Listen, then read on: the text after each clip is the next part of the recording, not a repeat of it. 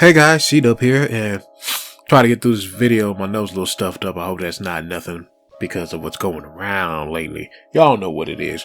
But anyway, about to review Spawn, Reflections, all three of those issues right here and right now.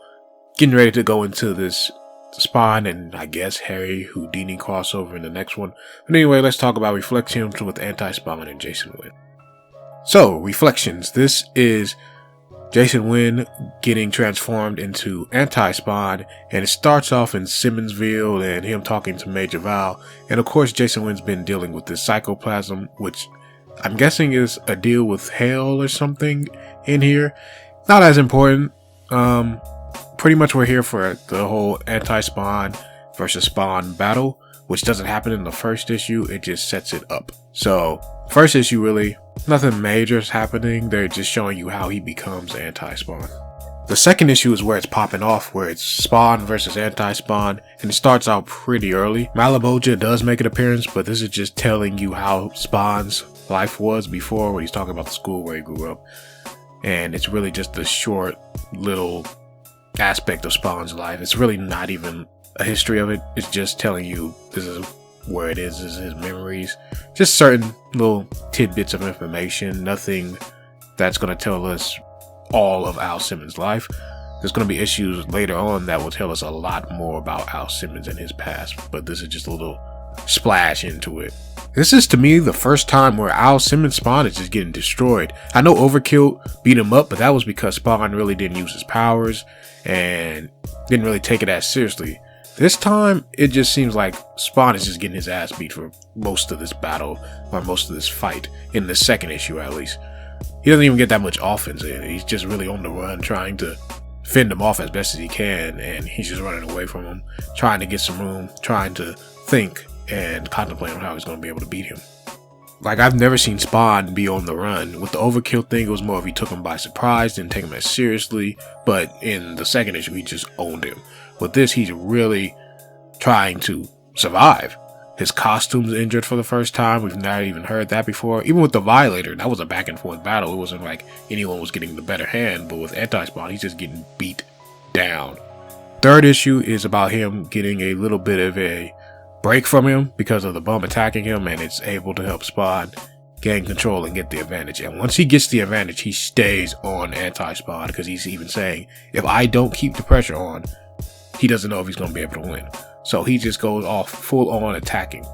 It's kind of like in a boxing match where there's no other option but to just start throwing punches and start throwing a Hail Mary, and hopefully you can knock him out. This is what Spawn is doing in this, because if it's any type of back and forth, it looks like Anti-Spawn is going to beat him.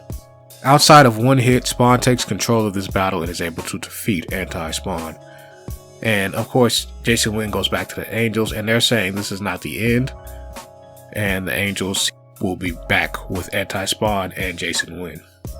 Now, they showed a little bit of combat experience with Jason Wynn, showing us that he can handle himself and he is a capable fighter.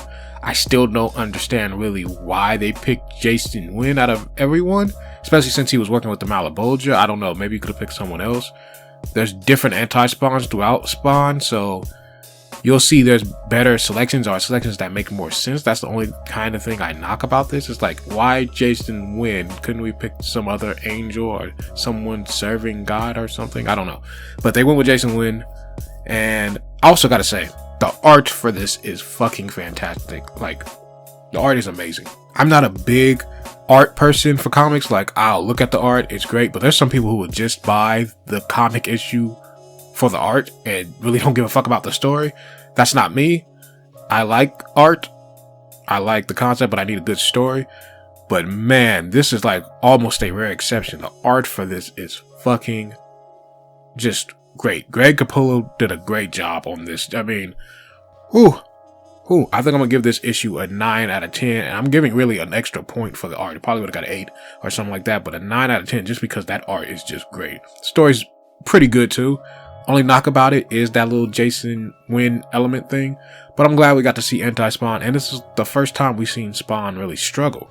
He hasn't struggled, at least when it comes to fighting. It's more of a mental thing, stuff about his past, this, that, and the other. And it was nice to see him give Wanda that little memory thing, so she gets that. And it seems like he's going into a more darker aspect we won't know that yet because then we got to do this Harry Houdini issue, and yeah, we'll do that. We'll do that Harry Houdini crossover. Those will be next, and also issue 10 coming out. Also, thank person who did. I want to also just thank the whole cast for me, everyone, and especially Anti-Spawn did a great job. Really great voice for the Anti-Spawn, and thank my whole cast as well. And we will be on to issue 19 soon, and issue 10 should actually be coming out soon. So I'm gonna be working on those. Those are next for Spawn, and thank you guys for watching. C-Dub out. Peace.